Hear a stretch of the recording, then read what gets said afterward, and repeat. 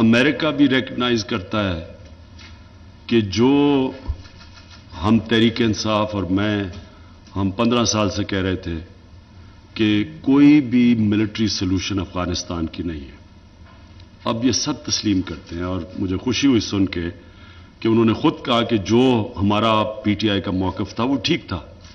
انہوں نے زلمے خلیل زاد اور ڈیلیگیشن نے یہ چیز تسلیم کی، اور وہ ہماری ہیلپ چاہ رہے ہیں کہ ہم افغانستان کے اندر اب امن قائم کروائیں، طالبان کے اوپر جو بھی انفلوئنس پاکستان کا وہ استعمال کریں. تو مجھے ایک تو یہ خوشی ہوئی، اللہ الحق ہے، سچ اس کا سامنے آ ہی جاتا ہے.